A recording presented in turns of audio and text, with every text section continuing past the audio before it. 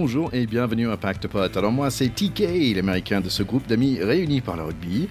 Et un des raisons que j'adore faire ce podcast rugby, c'est parce que ça me donne la raison de rencontrer des belles personnes et bien sûr les re-inviter sur l'émission. Donc aujourd'hui on va parler de Top 14 et comme moi je ne suis pas forcément un spécialiste, j'ai invité quelqu'un qui connaît lui beaucoup plus, lui c'est le spécialiste. C'est notre invité number one en fait sur le podcast, notre tout première interview quand j'étais encore rookie dans le monde de podcast, c'est Didier Plana, l'homme d'un seul club et ce club c'est USAP. Il a démarré le rugby avec eux, il est devenu pro au poste de centre avec eux et par la suite, il est toujours chez les Catalans en tant que vidéo analyste depuis un bon paquet d'années maintenant. Donc, bienvenue à le plus ancien de notre pote de pack, Didier Plana. Salut Thierry, merci pour l'accueil. Bah ouais, comment tu vas alors? Eh bien écoute, très bien, très bien. De nouveau dans une saison compliquée, un top 14 pour nous, mais avec des vrais challenges, des vraies envies de s'en sortir à nouveau et de sortir par la grande porte et rester dans ce beau championnat. Ouais, bah une chose c'est chose, ça me fait vraiment plaisir de te voir tous les ans. C'est notre quatrième fois en fait qu'on parle, troisième fois qu'on parle de juste de Top 14. Mais donc j'invite à nos chers écouteurs d'aller réécouter la dernière épisode 81, où en fait on a parlé de toutes les équipes comme on va faire aujourd'hui. Mais la dernière fois on a trouvé un petit moyen, un petit raison d'aimer chaque équipe. Mais avant de démarrer avec le Top 14, on sort tout juste de World Cup et j'imagine que toi tu as bien regardé quelques matchs quand même. Est-ce que tu as regardé ce Coupe de Monde un peu différemment avec ton œil d'analyste vidéo? Oui, bien sûr, on a même travaillé un petit peu dessus avec les coachs parce que les Coupes du Monde, c'est des grands moments, des grands chantiers d'expérience et on y voit les nouvelles tendances qui vont influencer le rugby pour les prochaines années dans les clubs et dans les équipes du championnat. Donc oui, oui, on a été très attentifs. On s'est rendu compte que le rugby n'était plus à la dépossession, mais à la possession. Et que la pression que pouvaient mettre sur différents endroits les équipes en défense pour récupérer ce fameux ballon était devenue très très importante. On s'aperçoit aussi de tout le travail qui est fait au niveau des équipes internationales sur l'ensemble des détails. Rien n'est laissé au hasard, tout est codé, tout est codifié, tout est anticipé. Alors ça suffit pas pour gagner parce que chaque fois il y en a qu'une équipe qui gagne, mais on sent qu'il y a un travail formidable à tous les niveaux et même jusqu'aux plus petites équipes. Puisque nous, on a eu la chance d'avoir pendant un mois l'équipe du Portugal qui s'entraînait dans nos installations. On a pu travailler avec eux, échanger, faire des oppositions, mais ce sont des équipes de très haut niveau. Ouais, et en plus, bah, ils ont fait un sacré chemin. Portugal, c'était un vrai plaisir de les regarder.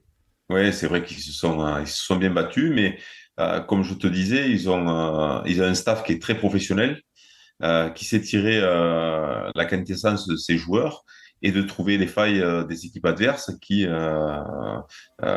les ont pris peut-être un peu de haut par moment, mais à la fin, ils n'ont fait rire personne. Ouais. Et là, tu disais que en fait, ça devient un jeu de possession plutôt que des possessions, mais j'ai un peu l'impression quand même, c'est l'Afrique du Sud a gagné avec en donnant le ballon aussi. Ils ont donné le ballon, mais pour le récupérer le plus vite possible, contrairement à un jeu d'occupation qui avait été le leur à la précédente Coupe du Monde. Là, c'était uniquement du jeu de pression pour le récupérer dans une désorganisation de l'adversaire sur du turnover et marquer le plus vite possible dans cette désorganisation, quoi. Et ils ont été très efficaces là-dedans. Ouais, surtout contre nous, malheureusement. Tiens, est-ce qu'il y avait des joueurs qui t'ont étonné où en fait t'as fait plaisir en fait? Oh, il y a des joueurs qui sont toujours aussi impressionnants. C'est vrai que leur troisième ligne, Steph Dutoit, c'est un monstre du rugby. Il sait tout faire, il sait tout détruire. Et moi, il m'a particulièrement impressionné sur cette Coupe du Monde. Ensuite, il y a eu des révélations. Bon, chez nous, on a eu Biel Barré, qui a été impressionnant de prise d'initiative, mais les Blacks avaient le même en plus grand et plus costaud, Taïlé et Théala, pardon, et qui a été un joueur incroyable sur les appuis, sur les Ouais. prises d'initiative incroyables. Ouais, ouais. Et en fait, je pense que j'ai demandé une fois, mais parce que je me disais, tout le vidéo que tu regardes, est-ce que tu as un petit mot dans le recrutement des joueurs? Est-ce que dans le rugby, on a des scouts comme le baseball ou le basket, où en fait, on envoie des gens en Amérique du Sud pour aller trouver des pépites au fin fond du monde? Alors, c'est pas aussi développé que dans les sports américains et puis aussi même dans le football en France où il y a beaucoup de scouts, comme tu dis. Mais ça se développe petit à petit et tu parles comme un livre puisque la semaine dernière, on a notre petite espionne des Fidji qui était là et qui nous a informés sur deux, trois pépites, on espère. Bah, génial. Ça peut être pas mal comme plan de carrière, fin de carrière, tu vois, où tu dis, ouais, à partir de 60 ans, je vais commencer à voyager dans les îles de Fidji et tout ça, ça peut être pas mal. Je vais leur proposer. Écoute, pour finir, est-ce que tu as un mot à dire par rapport à cette... on va dire, il y a un peu de polémique autour de l'arbitrage. En fait, c'est intéressant, surtout dans la Coupe du Monde. On est revenu dans le top 14 et je trouve que la polémique a un peu disparu. Il y a pas eu des gros crises, entre guillemets, de l'arbitrage. C'est pas, est-ce que, qu'est-ce que tu sens? Est-ce que tu as l'impression que le TMO prend... il y a certains anciens arbitres qui disent que bah, la TMO prend trop de responsabilités. Est-ce que tu as un avis là-dessus? Moi, je trouve que la TMO a quand même résolu pas mal de problèmes. Contrairement à ce qu'on peut dire, effectivement, ça prend de la place, mais quand on fait le bilan de ce que la vidéo apporte, en tout cas de mon point de vue, la case positive est plus importante que la case négative. Sur la Coupe du Monde, ce qu'on peut regretter, c'est que cette histoire du bunker qui a été ici pour accélérer le jeu et permettre au jeu de reprendre sans que l'arbitre central revoie 10-12 fois la même image et prenne sa décision, le décharger de ça et que cette analyse se fasse dans un autre lieu, sans pression. Sur le papier, c'était une bonne idée. Ça a permis au jeu de s'accélérer, contrairement aux des fois des matchs de top 14 où ça prend un petit peu de temps et le spectacle se trouve ralenti. Donc on y a gagné de ce point de vue-là. Mais je pense que cette analyse-là est tombée un peu comme un cheveu sur la soupe. Et les gens qui étaient chargés de ce fameux bunker n'étaient pas prêts à cette pression-là et à prendre les bonnes décisions et les décisions cohérentes. Les arbitres du top 14, ils sont confrontés toutes les semaines à la prise de décision et on va dire qu'ils ont une certaine cohérence et ils échangent avec les entraîneurs avant les matchs, après les matchs, pour aller vers plus de cohérence encore. Alors, tout n'est pas parfait, mais les entraîneurs ne sont pas parfaits, les joueurs ne sont pas parfaits, donc je pense qu'on peut leur accorder ce crédit de vouloir toujours mieux faire. Ces personnes qui étaient dans le bunker, eux, n'ont pas échangé avec les staffs. Ceux qui ont échangé, c'est les trios arbitraux et pas les gens qui étaient chargés au niveau des bunkers d'analyser les images. Et je pense que ça a été l'erreur de World Rugby. En plus, ce système a été mis en place très peu de temps avant la Coupe du Monde. Pour avoir discuté avec des arbitres français, ils n'ont pas eu le temps de tester vraiment, d'échanger, de se mettre en configuration. Et ça a été un peu difficile à gérer pour eux, d'autant que eh bien, la pression est montée de ce fait-là. Ouais. Voilà. Et ça, c'est l'effet de jeu. Mais dès les premiers matchs, il y a un Argentine-Angleterre où il y a une décision très rapide avec une exclusion qui peut faire basculer le tournoi. Il y a d'autres faits de jeu qui ont fait que ça a été très tendu. Et j'ai trouvé les arbitres sous pression et ils n'ont pas réalisé leurs meilleures prestations. En tout cas, les prestations dont ils sont capables. Et ça, c'est un peu dommage. Ça, c'est un peu dommage. Mais c'est un peu comme des joueurs qui, sous la pression, ne font pas leur meilleur match. Je crois que les arbitres, que l'on a vu sur la Coupe du Monde, n'ont pas fait leur meilleure compétition non plus. Ouais, mais aussi de changer la donne juste avant de démarrage aussi, c'est pas forcément la meilleure Ah, idée, mais quoi. c'est complètement, complètement. On peut leur donner ce crédit-là. Ce changement de règles, enfin, en tout cas d'organisation, ce changement de structure, les échanges qui ne se sont pas faits comme ils le souhaitaient, je pense que tout le monde s'est mis la pression et sous la pression ont commis des erreurs et ont moins bien arbitré que ce qu'ils étaient capables de faire parce que quand on voit les autres test matchs, clairement, ils ont pas commis les mêmes erreurs. Ouais. Voilà. Et en fait, c'est ce qui était marrant aussi, c'est moi j'avais vu énormément en avant qui étaient non sifflés pour moi, mais c'est la première fois tu vois où quelqu'un m'explique mais non en fait c'est parti avec les mains mais après ça fait un courbe machin et c'était assez drôle en tant que on va dire consommateur et spectateur de ce sport, c'était un peu frustrant parce que d'un coup je vois un et en fait c'est sifflé, je vois un autre c'est pas sifflé, et C'est j'avais un peu ça. de mal à comprendre c'est quoi un en avant maintenant, est-ce que les règles Ouais. ils ont changé? Le problème, c'est la cohérence. En fait, c'est quand un arbitrage est cohérent et qu'il commet les mêmes erreurs de chaque côté et sur l'ensemble des, des rencontres, ça pose pas vraiment de problème parce que ça s'équilibre à la fin. Mais il faut qu'il y ait cette cohérence. Bon, allez, si on parlait un peu de top 14, là, tu m'as dit l'année dernière qu'en fait, tu avais un grand travail pendant l'été, c'est en fait de faire un bilan sur l'année passée. Donc, on va revenir rapidement sur l'année passée. En fait, j'ai trouvé que c'était une année très juste. En fait, si on prend par exemple Stade français qui avait 13 victoires, bah, ils ont fini quatrième. Castres, ils ont 13 victoires aussi, ils ont fini neuvième. Donc, et vous, de USAP, donc vous avez eu 10 victoires, donc c'est un victoire de plus que l'année d'avant. Et en plus, mais en même temps, vous devrez batailler pour rester dans le top 14. Donc, je ne sais pas si j'ai dit ça bien, mais il y a beaucoup de parity. Je ne sais pas comment dire ça en français, mais Ouais, c'est très juste entre tous les niveaux. bien sûr, le top 14 se recentre, se densifie énormément.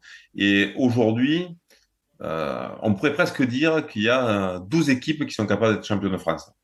Ce qui est Voilà. plus que l'année dernière. L'année dernière, tu m'as dit une dizaine, et là, on est Mais ouais, oui, 12. mais là aujourd'hui, alors c'est vrai que Perpignan et Oyonnax sont sur le papier clairement en dessous. Ils vont vendre chèrement leur peau et on le voit encore sur les week-ends passés. Mais sur les 12 autres équipes, quand on voit leur effectif, quand on voit leur qualité, au bout de 6 journées, je pense qu'il n'y en a pas une qui peut se dire on n'arrivera pas à être champion de France. Parce qu'aujourd'hui, Montpellier, qui est classé l'année dernière, peut clairement changer la donne, basculer sur des séries de victoires et se retrouver dans les 6. Et quand on est dans les 6, on peut être champion de France. Ouais. Voilà, c'est la vérité. C'est pas comme au foot. Le retard, voilà. Et l'écart entre la 6e place aujourd'hui et la 12e, finalement, elle est très faible. Donc aujourd'hui, c'est très, très dense. Et en plus, sur une année post-Coupe du Monde, où on ne sait pas très bien comment vont être gérés les internationaux, quelle va être la décompression, quelles vont être les blessures, malheureusement. On ne sait pas trop vers quoi ça va aller. Alors, on sait que les plus gros effectifs seront pas loin du bout. Mais des équipes comme Pau, comme Castres à nouveau, comme Bayonne, peuvent créer, et comme Montferrand, qui depuis quelques années était un peu plus en difficulté, peuvent créer des surprises et se retrouver facilement dans les 6 qualifiables et prétendre à être champion de France. Et ça, je pense que c'est bien pour moi en tant que spectateur, hein, parce qu'en en fait, ça aussi, on sort de Coupe du Monde et j'ai vu plein de joueurs super intéressants. Et maintenant, j'ai l'impression d'avoir beaucoup de joueurs à suivre en fait dans le top 14. Et j'ai un raison de regarder plein d'équipes différentes parce que je dis, ah oui, j'ai vu lui qui joue pour Fidji ou pour l'Angleterre ou pour Portugal par exemple. Il y a plein de raisons pour regarder dans le top 14 maintenant plein d'équipes différentes. Et ça me fait penser un peu, je sais pas, environ 2007 où j'ai commencé à m'intéresser un peu dans le rugby, où j'avais une raison pour regarder Racing et Stade Français et Clermont et il y avait plein de bonnes raisons et je pense qu'en ce moment on a plein de bonnes raisons de regarder ce top 14. Allez, juste un petit point rapide, je voulais féliciter le site de top 14 déjà, ils ont fait un vrai effort parce que tu sais, en tant qu'Américain j'aime bien des stats, des statistiques hein, et j'ai trouvé ça dommage que après un match on sait pas combien de plaquages y a-t-il et tout ça et c'est un peu caché Ouais. toutes ces informations et c'est devrait être plus visible on va dire et je voulais féliciter le site de top 14 parce que là, on peut voir beaucoup plus facilement qui mène certains stats. Et moi, j'aime bien ce genre de choses. Donc, pour les écouteurs qui ne savent pas, voici quelques informations qui restent plus ou moins les mêmes. J'ai regardé entre 2020-21, 2021-22 et l'année dernière. Et par exemple, les plaquages, il y a environ 220 plaquages par match. Il y a environ 15-16 offloads. environ 46 points par match. Donc, ça veut dire 5 essais en moyenne par match. Et aussi un carton et demi, on va dire, par match. Je trouvais ça intéressant. Et en gros, ça reste assez... et 75% de fois qu'on gagne, on gagne à la maison. Je trouvais ça intéressant aussi. Et donc voilà, parfois, une année, on va peut-être plaquer un peu plus, off-leader un peu moins. Mais en gros, ça tient entre les 3 années. Ça reste assez similaire.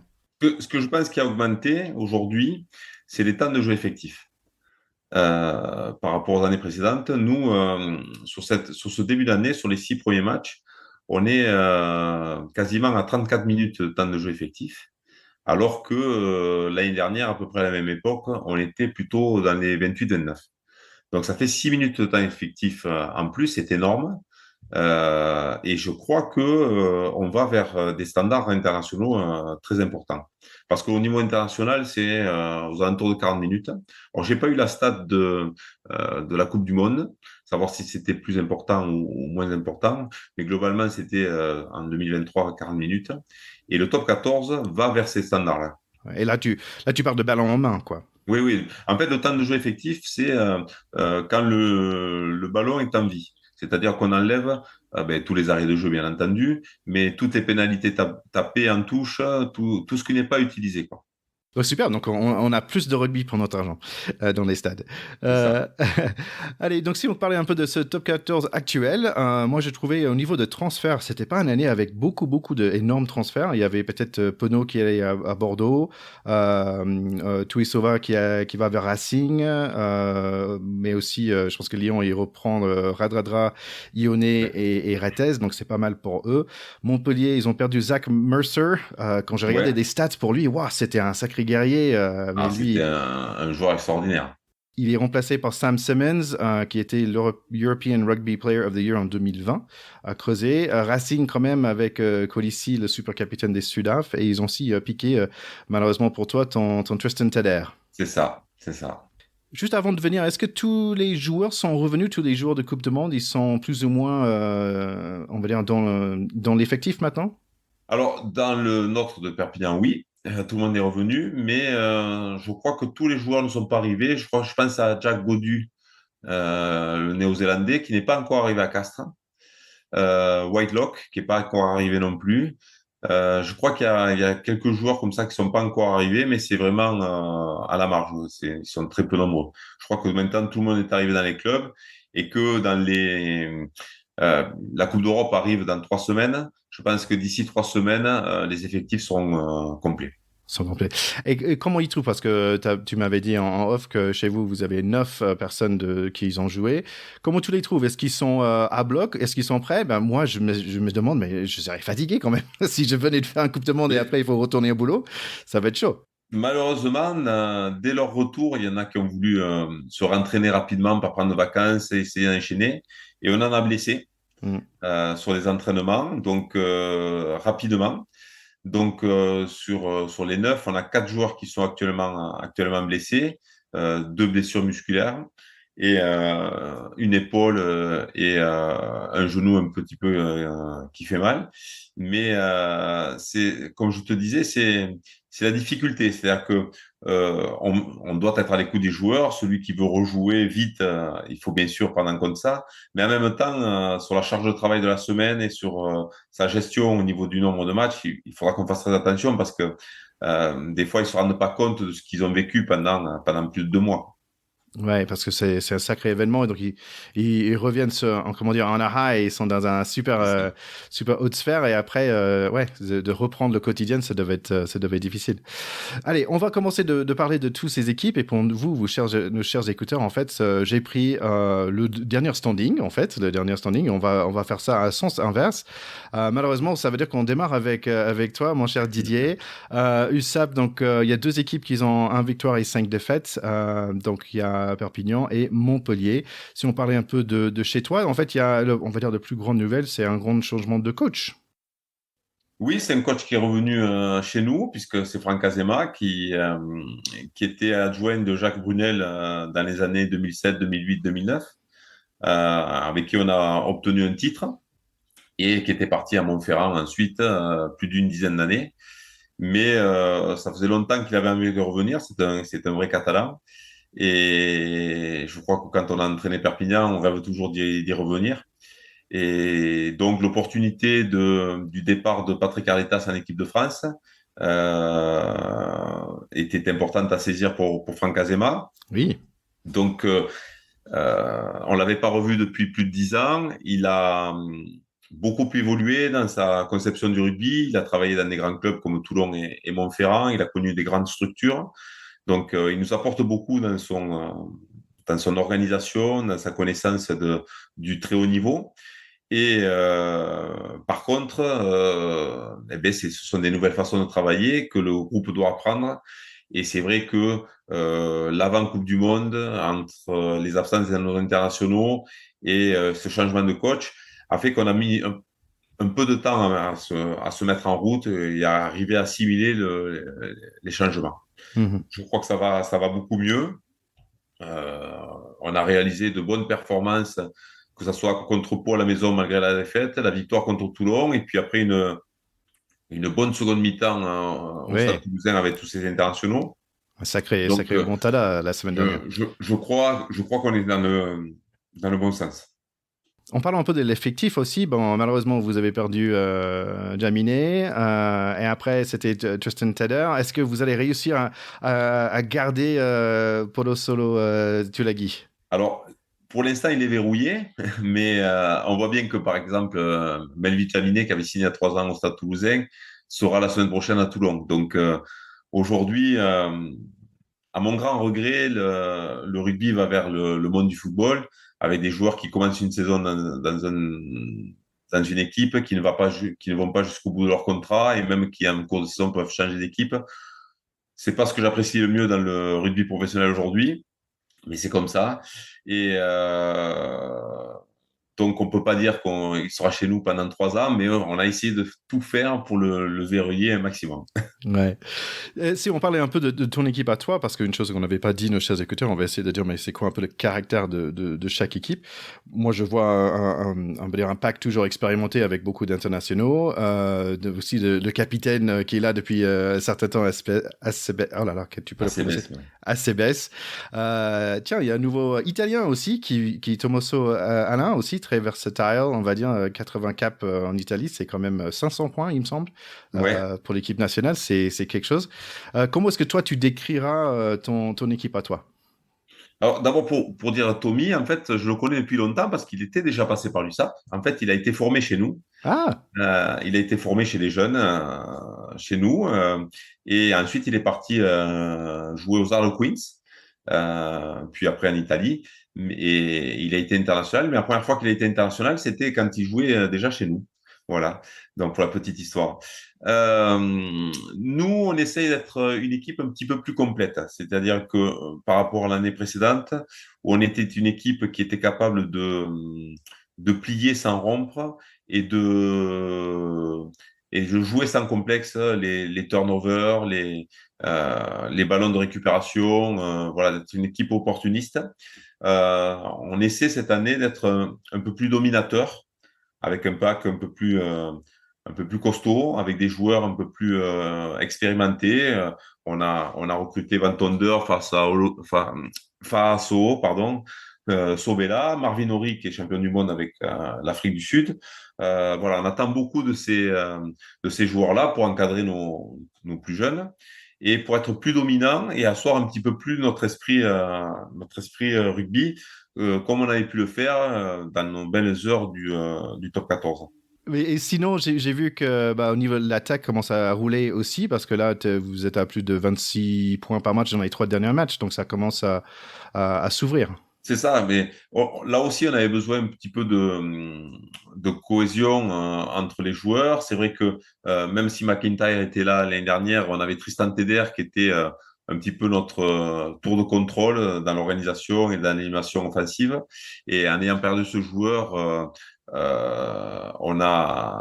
il fallait essayer de le remplacer, mais un peu différemment, parce que Tommy Allen, c'est pas du tout le même type de joueur, c'est pas du tout les mêmes qualités. Et on l'avait pas avant la Coupe du Monde. Par contre, on se rend compte que depuis qu'il est revenu, on a retrouvé de l'assise, de la complémentarité avec Jack, et donc de l'efficacité offensive.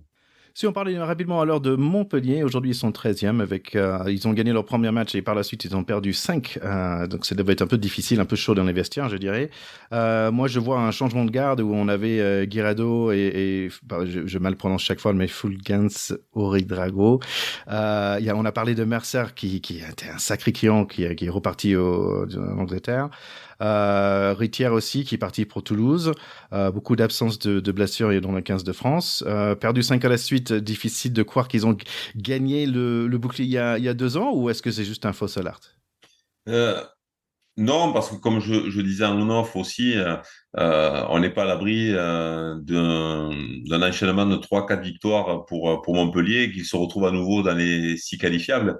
Parce que c'est une équipe qui est solide, qui a beaucoup de joueurs talentueux, mais ils sont dans la même problématique que nous, c'est-à-dire qu'ils ont changé d'entraîneur, ils ont changé plus de 30% de leur effectif, et il y a une pré-saison qui n'était pas du tout la même que les années précédentes, c'est-à-dire qu'eux, ils ont fait une pré-saison avec un tiers de l'effectif absent aussi.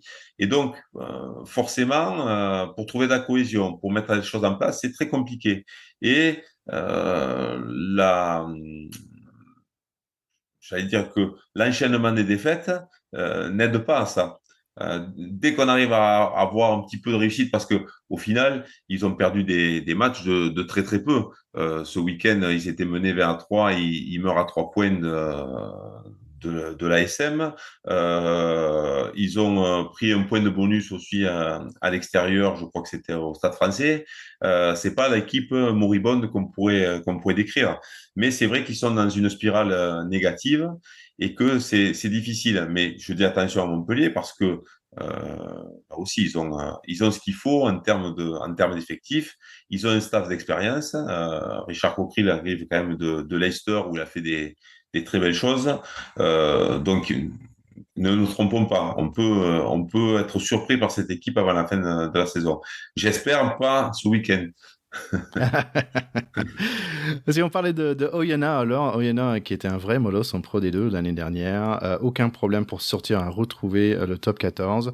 En fait, l'année dernière, tu m'as parlé de Bayonne qui sont arrivés solides déjà dans le top 14 l'année dernière et on se voyait, on parle pas de Bayonne là, mais ils ont fini 8e ou 9e l'année dernière. J'ai l'impression que Oyonnax aussi, ils arrivent très solides. Ils ont l'habitude d'être ici et normalement, ils sont difficiles à battre à la maison aussi. Parce que je suis allé l'année dernière, je peux dire, il fait froid, il faut porter un combi de ski quand tu vas là-bas. Oui, oui, ils ont dominé à tête les épaules la Pro D2, ce qui leur a permis de préparer au mieux la montée en top 14, de s'équiper, d'être une équipe attractive. Donc, ça leur a permis de faire venir des joueurs expérimentés qui ont cru dans le projet. Et ils ont un petit peu mieux démarré que nous avec 2 victoires à la maison. Mais ils auront, je pense, la même problématique que nous, c'est-à-dire que euh, on est l'équipe à abattre à l'extérieur. Forcément, chaque équipe, quand on voit la densité du top 14, court après chaque petit point qu'il peut récupérer. Et dans le calendrier, aller à Oyonnax ou aller à Perpignan, c'est un endroit où on peut aller récupérer des points à l'extérieur. Et donc, on est dans la cible de toutes les équipes. Et la plupart des équipes ne font pas tourner chez nous.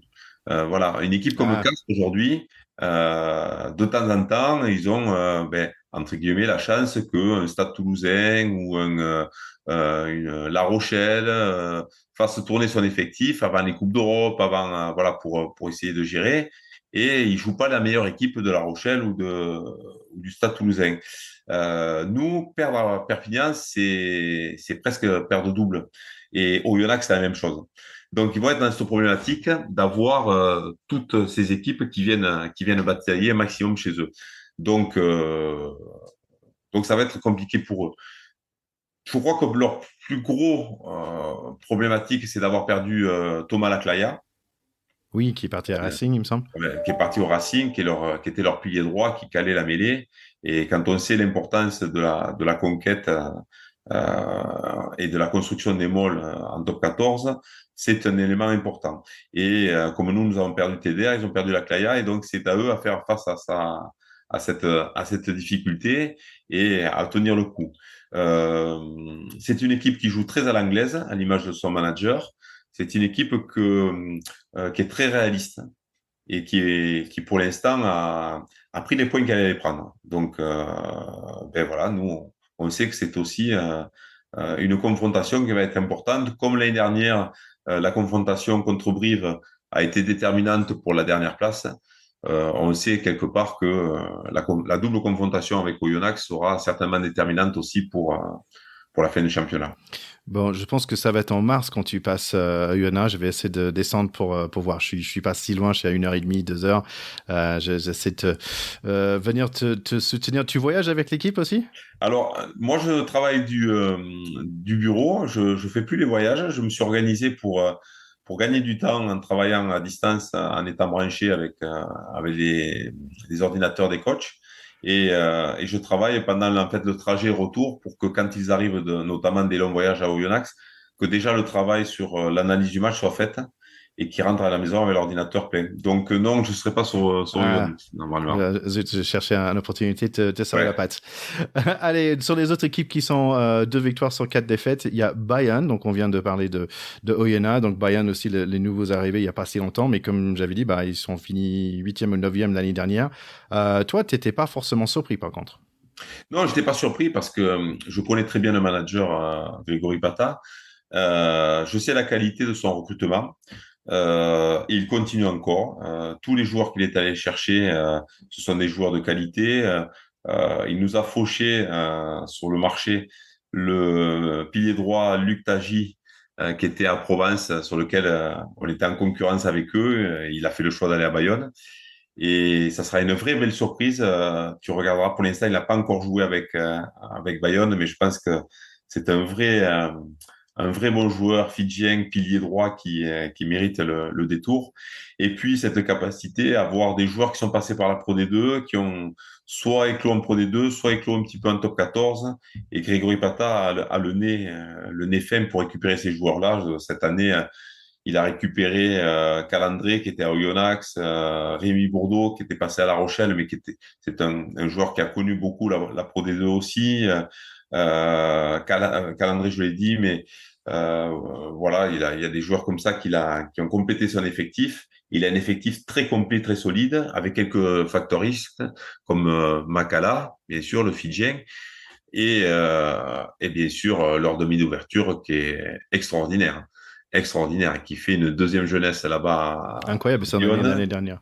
et qui a tenu l'équipe. Je ne sais pas combien je crois que sur l'année dernière sur leurs 12 victoires, parce que je crois qu'ils étaient à 12 victoires.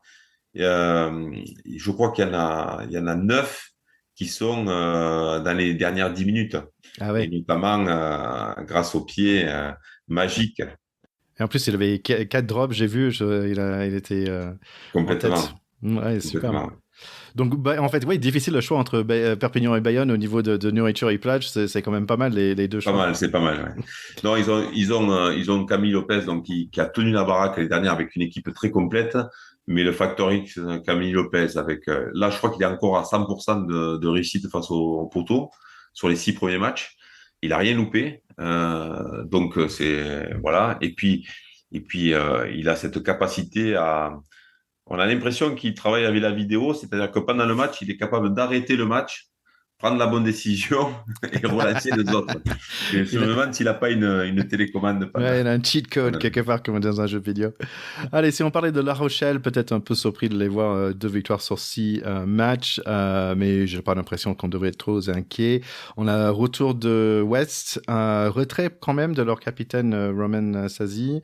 Globalement, une équipe très stable, grande équipe, 2 fois champion d'Europe, finaliste qu'ils ont perdu par 3 petits points l'année dernière. Tu le sens comment? Je pense qu'ils vont avoir un peu de mal à se remettre vraiment au boulot parce que ils ont la double problématique, c'est qu'ils viennent d'enchaîner quasiment 3 saisons où ils ont fait 4 ou 5 finales, je sais plus, puisqu'ils avant d'être double champion d'Europe, ils venaient de perdre une finale, donc ils ont fait 3 finales de Coupe d'Europe, ils ont fait 2 finales de championnat. Donc, c'est une équipe qui a beaucoup donné, qui a joué énormément. Il y a des joueurs qui ont enchaîné des matchs et plus dans leurs meilleurs joueurs, ils ont fait la Coupe du Monde. Donc, je pense que c'est une équipe qui est un peu usée mentalement, qui va avoir des difficultés pour moi sur le début de championnat. Ils vont gagner des matchs, ils vont se qualifier à l'arrivée. Je suis pas inquiet pour eux, mais je pense que ça sera une équipe qui va devoir batailler. Et je peux me tromper, mais je pense pas qu'ils puissent réaliser la même saison que l'année dernière. D'accord. Je pense que ça sera plus dur pour eux. Tu sens une espèce de fatigue, en fait, après 3-4 ans. Mais Parce qu'en plus, ils montaient en flèche, pas forcément en flèche, mais il y avait un monté pendant 4 ans maintenant. bien sûr. Et puis, des fois, il y a des faits de jeu qui changent tout, mais cet essai de Romain Tamac à la dernière seconde, alors que le doublé était là pour eux, qu'ils avaient tout ce qu'il fallait, je crois que ça va être compliqué à digérer. C'est passé depuis des mois. Tout le monde dit oui, ils sont passés à autre chose. Je crois que ça va être compliqué. Ouais, Je ok, crois que ça va ouais, être compliqué. c'est intéressant ça quand l'histoire nous dira aussi ce genre de choses, ouais, c'est super intéressant. Allez, si on parlait de Lyon, quand même ils étaient dans les playoffs l'année dernière, il y a beaucoup de grands noms, malheureusement Tuisova il est parti, mais comme j'avais dit, Radradra, Ione et Retres qui revient, le 9-10 superbe aussi. Mais en même temps, c'est pas une équipe que je connais très bien, on va dire. Il y a des noms que je connais, mais je les connais pas forcément leur identité en tant qu'équipe. C'est quoi leur identité à eux dans le Eh jeu? bien, j'allais te dire que ça fait partie des équipes qui, pour l'instant, sur le début de saison, ne montrent pas une réelle identité. Ils jouent plus de coups que de matchs aboutis. Ils ont des bons joueurs, ils ont un pack solide, ils ont des trois quarts de qualité. Il y a encore, comme tu as dit, ils n'ont pas rentré Radradra, mais Paddy Jackson qui est revenu dans le championnat français, qui fait une bonne début de saison. Euh, non, non, ils ont une belle équipe, mais pour l'instant, le changement d'entraîneur aussi fait que on a du mal pour l'instant à voir vers quoi ils vont tendre. C'est un staff un peu inexpérimenté en top 14 qui arrive de Grenoble, qui a fait de belles choses à Grenoble, par contre, puisque ben, nous, on les a joués l'année dernière, ils avaient été finalistes de la Pro D2, ce staff-là, et ils nous avaient posé des problèmes. C'était une équipe qui était très en place rugbystiquement, avec des vraies qualités, peu de faiblesses. Je pense qu'ils veulent faire la même chose avec Lyon, mais que la mayonnaise va avoir un peu de mal à prendre encore. Comme pour Montpellier, comme pour Perpignan, des changements de staff, des changements d'effectifs. Voilà, tout ça, ça se construit pas en un jour. Il faut du temps. Et suivant les endroits, la pression monte plus vite que d'autres. Et je crois que Lyon, c'est un endroit où on a envie que l'on gagne un peu plus que ce qu'on a gagné jusqu'à maintenant. Et donc, là aussi, je sais pas dans quelle mesure la pression peut monter plus vite et les embêter. Maintenant, avec des joueurs comme Demba Bamba, les frères Tao, Baptiste Couillou, il y a quand même du matériel, du mortier. Comment s'appelle-t-il, l'arrière géorgien aussi extraordinaire, Ah, Nashvili, ouais. Niashvili. Ouais. Attention, attention. Mais Ouais. ils sont dans une période un peu trouble où ils doivent retrouver de la cohésion, récupérer leurs mondialistes, mettre en place une nouvelle façon de jouer. Donc pour l'instant, on est un peu dans le flou. Et moi qui les ai vus sur les 6 premiers matchs, je t'avouerai que j'ai du mal à analyser vraiment vers où ils vont. D'accord, c'est intéressant parce que comme je disais, quand j'ai regardé les joueurs qu'ils ont dans cette équipe, j'étais surpris de connaître presque tous les joueurs. Ça m'arrive très rarement où je regarde le feuille de match, je dis ah oui, mais je connais bien cette équipe dans un sens, tu vois. En plus, ils avaient pas mal de joueurs qui sont passés un peu, genre le Jurassi, un tout petit ou Lambier par exemple, des personnes qui sont passées un peu pour l'équipe de France aussi. Allez, si on parlait de Bordeaux, tu parlais de changement de coach et Bordeaux, en fait, c'était intéressant. L'année dernière, tu m'as parlé d'une équipe fragile. En fait, tu parlais de l'idée que, on va dire, l'esprit d'équipe est fragile. Et en ce moment, juste après, il y avait quand même des polémiques et tout a changé. Il y avait Rose qui est parti. Et après, je pense que c'est Yannick Bru qui est arrivé. Oui. Donc début de saison difficile l'année dernière, mais finalement ils étaient dans les demi-finales en fait, perdu contre La Rochelle, il me semble. Oui. Beaucoup de grands joueurs aussi. Première ligne, Poirot, Tamifuna aussi, impressionnant. Diaby dans le leader, le 9-10 du coup Jalibert. Moefana Burros aussi, avec l'ajout de Pono, donc plein de qualités. Et aussi, je trouve que s'ils ont vécu l'année dernière pour aller assez loin, plus loin qu'on aurait pensé, peut-être ils ont des opportunités d'aller même plus loin cette année. C'est l'interrogation, Bordeaux, parce que, comme tu l'as dit, ils sont sortis de l'épisode Urios où ils étaient en grande difficulté et le fait que le manager s'en aille en courte saison, ça les a libérés et ils ont fait la fin de saison que l'on connaît. Là, aujourd'hui, l'arrivée de Yannick Bru, qui l'on connaît, qui est passé par l'équipe de France et qui a entraîné Toulouse, qui est allé faire aussi une pige en Afrique du Sud. C'est un vrai coach, on va dire, international. Et quand on a dans son effectif beaucoup d'internationaux, je crois que ça peut donner que des bonnes choses. Là, aujourd'hui, ils n'ont pas eu tous les résultats pour être premiers, mais je pense que c'est surtout sur les 3 premiers matchs avant la Coupe du Monde. Là, je pense que Bordeaux va monter en puissance. C'est une équipe qui est très complète. Il y a quasiment une équipe derrière, c'est l'équipe de France, quasiment. D'habitude, ce soit Toulouse, mais là, si on regarde sur le papier, c'est Lucu, Jalibert, Moefana, Bielbarré, Penaud. Ah, j'ai oublié Bielbarré, ouais. Ouais, ça en fait 5 quand même, Ouais, ouais. qui ont fait la dernière finale, enfin la dernière quart de finale de Coupe du Monde. Donc, mis à part l'incertitude sur comment seront-ils ces joueurs, comment vont-ils être gérés, est-ce qu'ils vont avoir des blessures, est-ce qu'ils vont avoir des coups de fatigue, est-ce qu'ils vont avoir des coups de mou, c'est l'inconnu. Mais sur le papier, ils ont une équipe pour être dans le dernier quart final, c'est sûr. Hein. Ouais. C'est sûr. Donc là, donc une équipe 3 victoires, 3 défaites. Un autre équipe de la même situation, c'est Toulon. Bon, pas mal des super Fidjiens comme toujours. Comme même chose que Lyon, une super équipe au niveau des noms. Gabin Villiers, Senzel, Bigard, Serin, Ben White aussi, je trouve. Priso, Bobigny dans la première ligne, gros. Tiens, on a appris Olivon aussi, capitaine. Et on a appris aujourd'hui pour Alwyn Jones qui va plus jouer apparemment. Je viens de lire ça. Mais résultat, on va dire, assez moyen l'année dernière, il me semble. Ils étaient un peu au milieu du pack. Comme ils Ouais. sont en ce moment un peu au milieu du pack, est-ce qu'ils vont rester là ou est-ce qu'ils vont aller un peu plus loin? Euh, Comme tu le dis, quand on regarde sur le papier, c'est presque le All-Star aussi. Hein. Alors, c'est pas des joueurs français particulièrement, mais Naya Salivou, Paella, dont maintenant ils vont avoir Jaminé, parce que je pense qu'il leur a manqué un vrai buteur l'année dernière. Et là, ils vont l'avoir, pour le coup, je le connais bien. Mais ils ont aussi Emeric Luc, Dréan, qui est un jeune joueur, qui est un joueur de très grande qualité. Ils ont les deux neufs, White et Serein, qui sont des joueurs, des facteurs X. Hein. Plus devant, comme tu l'as dit, des internationaux, du gros tonnage.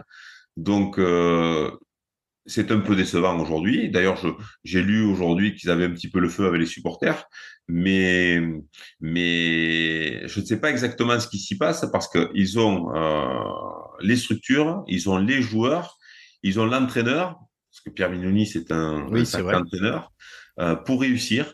Et pour l'instant, c'est en dents de scie, c'est-à-dire que l'état d'esprit n'est pas toujours le même d'un match à l'autre, d'une mi-temps à l'autre. On a encore vu ce dimanche, puisqu'ils ont fait une première mi-temps extraordinaire. Ils ont massacré l'équipe du Racing. Et puis, ça s'est étiolé. Ah oui, ils ont Ça s'est failli étiolé. perdre. Et puis, au final, ils ont failli perdre. Donc, c'est un peu surprenant.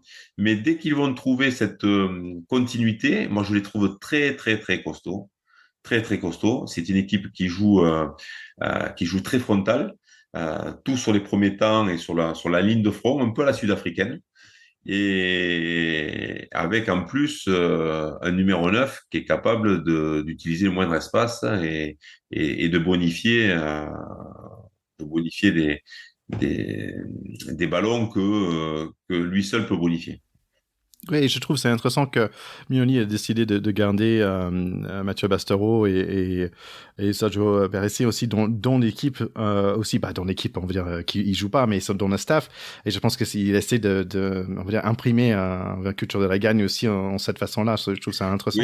Oui, mais je pense que, contrairement à ce qu'on pense, parce que quand il y a beaucoup de noms comme ça, on a l'impression que les staffs, les présidents, ils montent une équipe pour gagner de suite. Je crois que Pierre Mignoni, il a une vision beaucoup plus large de ce que il voudrait que le rugby redevienne à Toulon et la constitution de son académie, de son centre d'entraînement, du maillage autour du club euh, a d'abord été une priorité. Mhm. Et donc, fatalement, quand on met de l'énergie sur ça, on en a parfois un peu moins sur le championnat, on va dire. Mais ce qu'il est en train de faire, c'est peut-être reconstruire une équipe de Toulon qui va gagner dans les mois et dans les années à venir. Parce qu'ils ont des moyens financiers, ils ont des structures, ils ont un public qui peut faire aussi que les joueurs ont envie de jouer devant ce public. Et donc, ils ont tous les ingrédients pour redevenir l'équipe qui a été triple championne d'Europe il n'y a pas si longtemps que ça. Ouais, peut-être un peu de patience, les fans, parce que je trouve que les fans, ils aiment pas perdre, en fait. À Toulon, c'est assez long. C'est la deuxième année par la suite où, en fait, on a des échos que ça, au niveau des fans, ils Ouais. sont pas fans, les fans ne sont pas fans des défaites. Allez, si on parlait de Clermont, et Clermont, je trouve que c'est une histoire de coach aussi, parce qu'il y avait Franck Azema aussi en 2020-21, Juno Gibbs, qui, toi, tu étais plutôt fan, Oui. après, remplacé rapidement, je trouve, par Rios. Donc, 3 coachs en 3 ans, c'est quand même quelque chose. On va dire 2023, 10e, un peu en déception, une équipe qu'on ne reconnaît pas beaucoup, mais même chose, quand je commence à regarder, ils ont quand même des joueurs de qualité, Fritz Lee, Simani, Lavani, Fanga aussi, ça c'est juste le première partie. Après, j'aime beaucoup le Baptiste Genot. Oui, alors il faut pas se tromper, Baptiste Genot, c'est le futur Antoine Dupont, hein. Aujourd'hui, à cet âge-là, Antoine était à peu près de ce cabri libre-là et je pense que c'est le digne successeur. Il devra certainement un peu patienter parce que Antoine ne laissera pas la place de suite, mais c'est le futur de l'équipe de France, Baptiste Genot. Il y a très longtemps qu'on le voit sur les terrains et dès les équipes jeunes, moins de 18, moins de 19, moins de 20, il était au-dessus du lot. Moi, je crois que Montferrand a construit une équipe, a pris le temps après l'arrivée de Christophe Furios, mais a construit une équipe à l'image de Christophe Furios. C'est-à-dire qu'aujourd'hui, il s'est constitué un char d'assaut dans le pack de devant et un centre du terrain très très costaud avec moi là. Et ils ont mis ça en application le week-end dernier à Montpellier et ça a été une grosse première mi-temps. Après, ils n'ont pas été capables de tenir ça sur la longueur du match et Montpellier est revenu dans le match, mais ils m'ont fait forte impression sur cette première mi-temps. Nous les avions joués au tout début du championnat. Ils n'étaient pas à ce niveau-là. Là, ils ont récupéré tout le monde, les Lavandini, l'autre international, comment s'appelle-t-il, troisième ligne de Argentin qui vient du Stade français. Ah oui, Kramer, il a fait un Kremer. sacré match, un Ouais, ouais. sacré Coupe de Monde, lui. Ouais. Et là, ce week-end, il a fait un sacré match aussi. Donc, ils ont des vrais assassins devant. Et attention à cette équipe de Montferrand qui peut être la bonne surprise. Ouais, La d'accord. bonne surprise de la saison.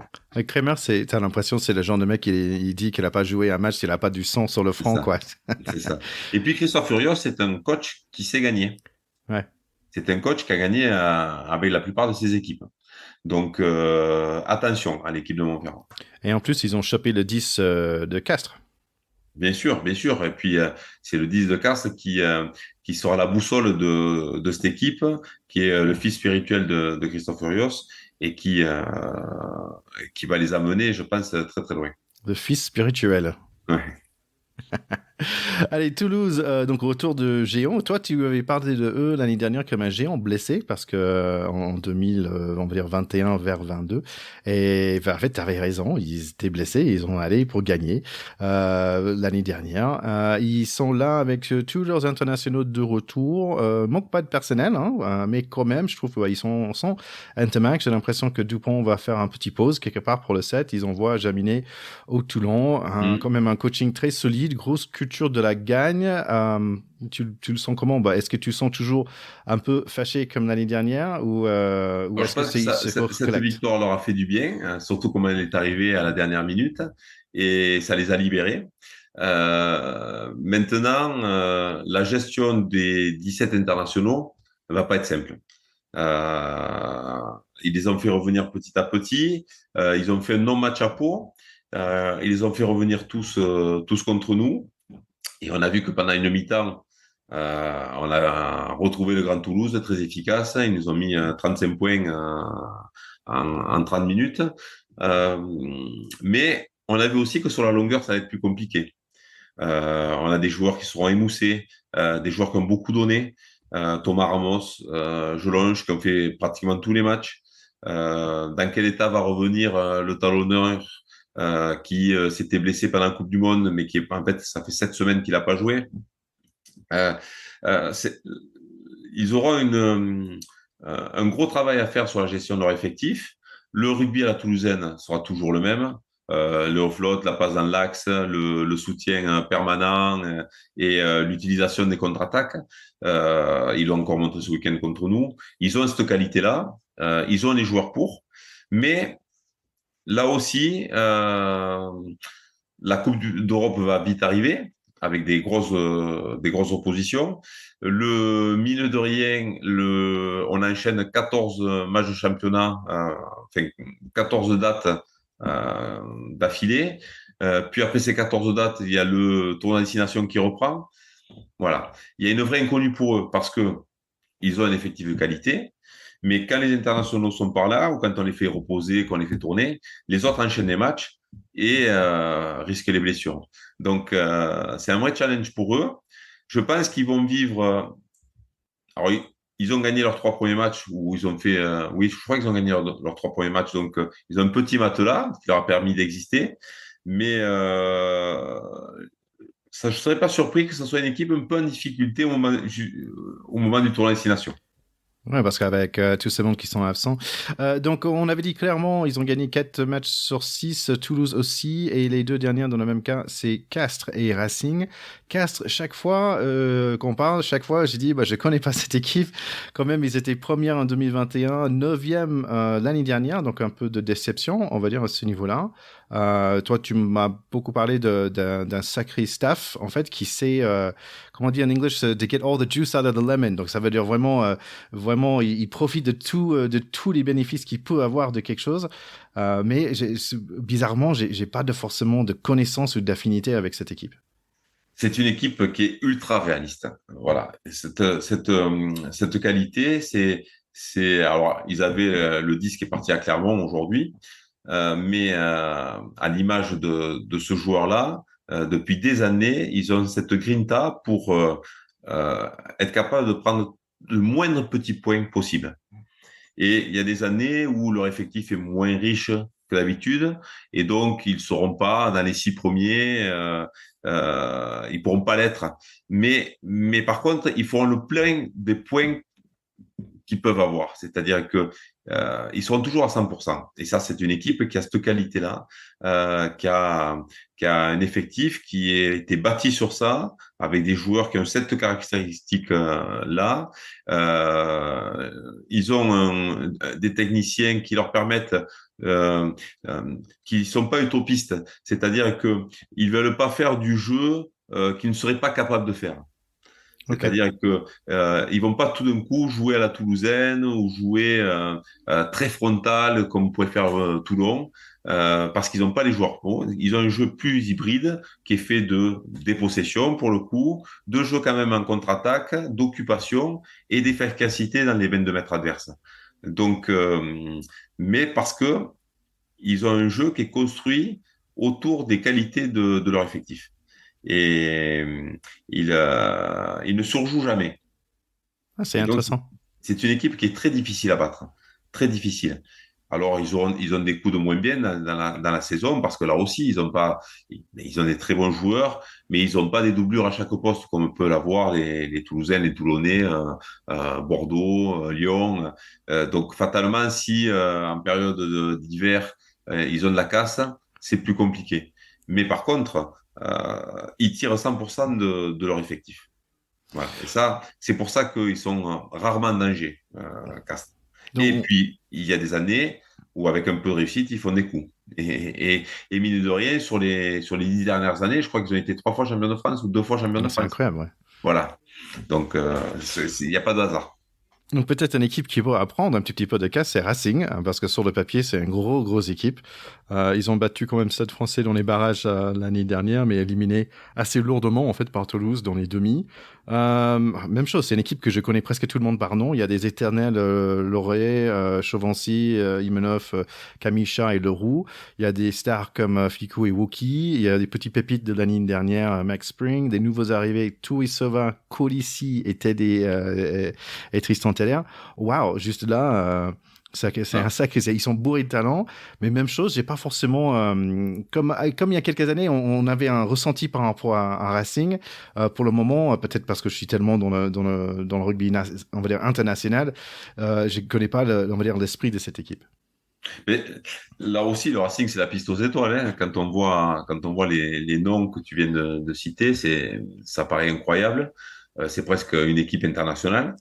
Et, et en plus, cette année, ils ont investi sur un coach charismatique qui a entraîné le Leinster pendant des années et qui va, j'en suis sûr, mettre sa patte. Pour l'instant, c'est pas tout à fait le cas. On n'a pas tout vu, mais on sent que il y a des choses qui se mettent en place. Nous, quand on les analyse, on voit des choses importées d'Irlande sur des plaquages debout, des situations de ruck très rapides, des utilisations des largeurs de terrain avec du jeu au pied de pression.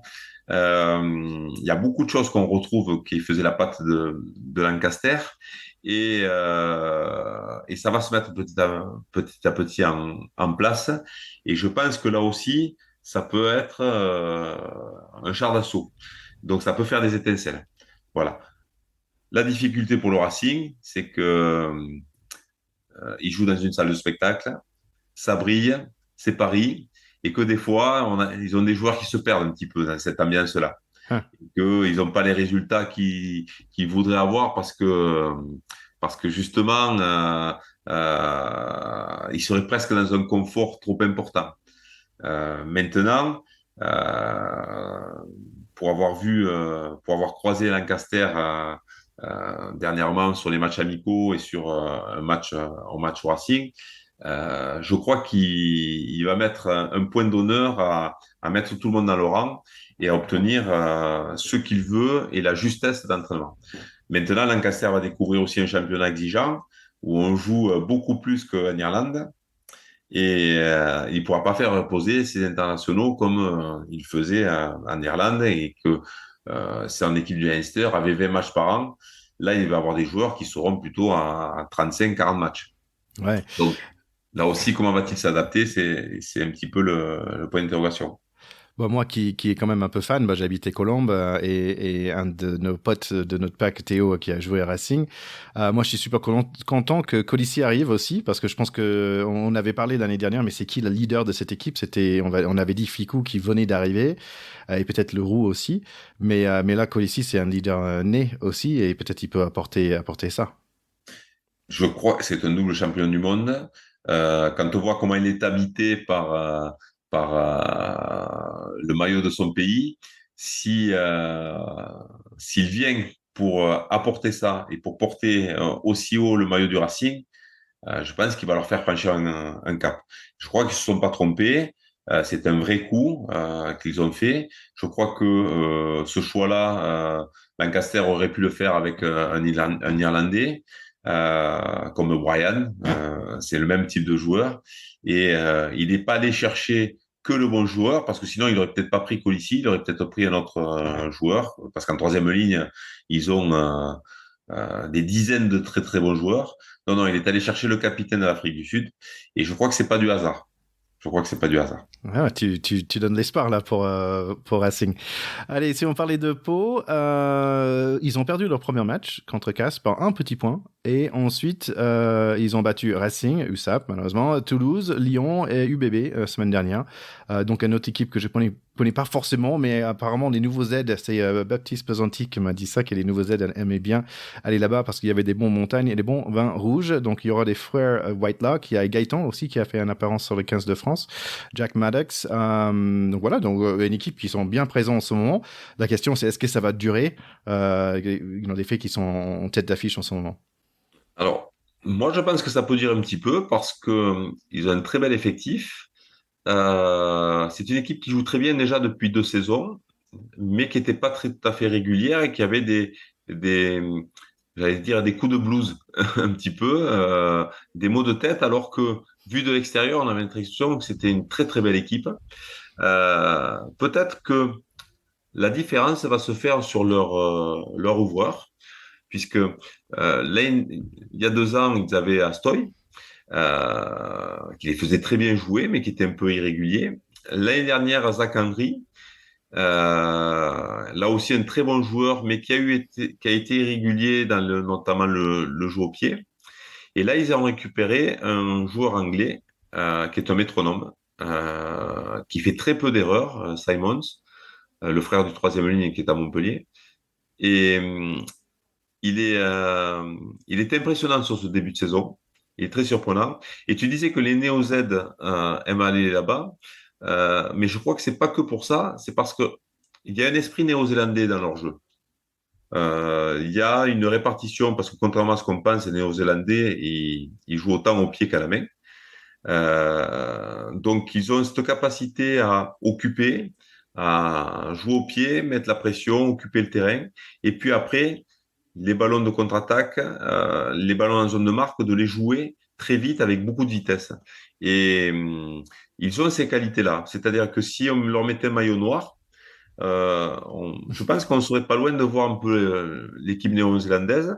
Et Piccheroni, leur entraîneur, je pense qu'il a cette inspiration-là et il essaye de trouver des joueurs qui ressemblent à ça. Alors, il a eu la chance de tomber sur Gailleton, qu'ils ont eu très jeune, qui, s'il était néo-zélandais, aurait 80 sélections avec les All Blacks à la fin de sa carrière. Euh, Ils ont Maddox, qui est un arrière australien, mais qui ressemble à un Barrett, très efficace au pied, très bon sur les chandelles, avec beaucoup de vitesse.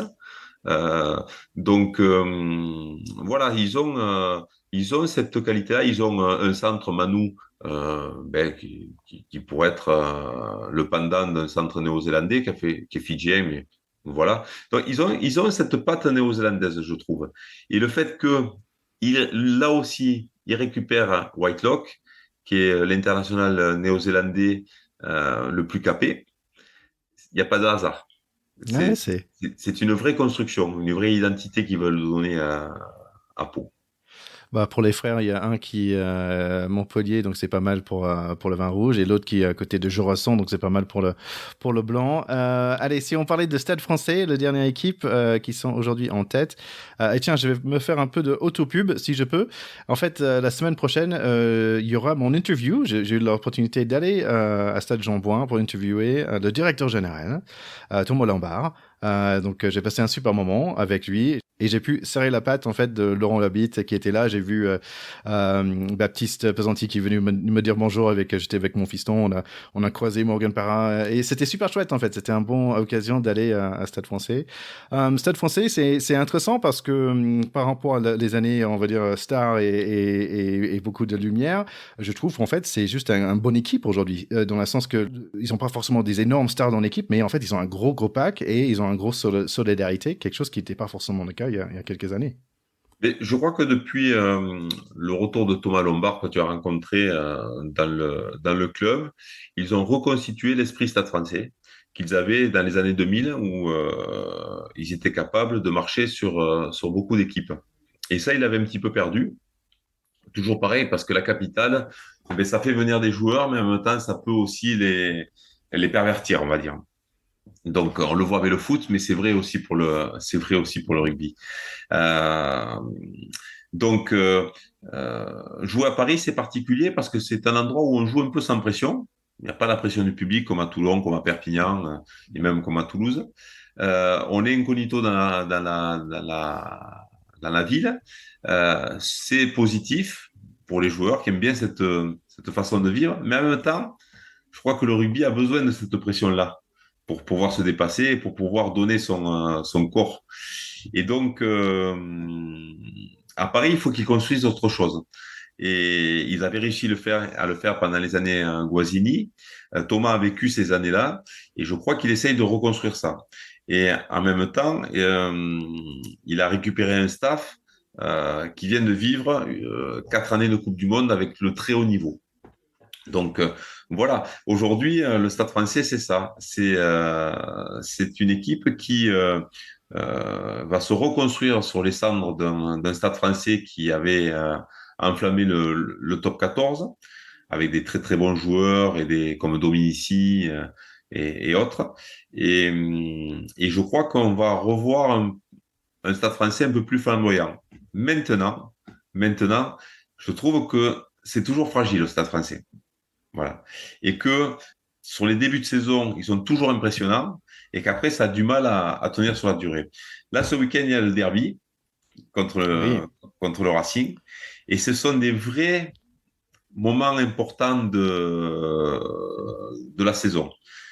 S'ils passent à côté de ce derby, je pense qu'ils n'enchaîneront pas comme ils ont pu le faire jusqu'à maintenant. Si par contre, ils remportent le derby face au Racing, là, ils seront dans la continuité de ce qu'ils essayent de mettre en place et ça sera une équipe sur laquelle il faudra compter à la fin. Je pense qu'il y a un vrai tournant déjà ce week-end.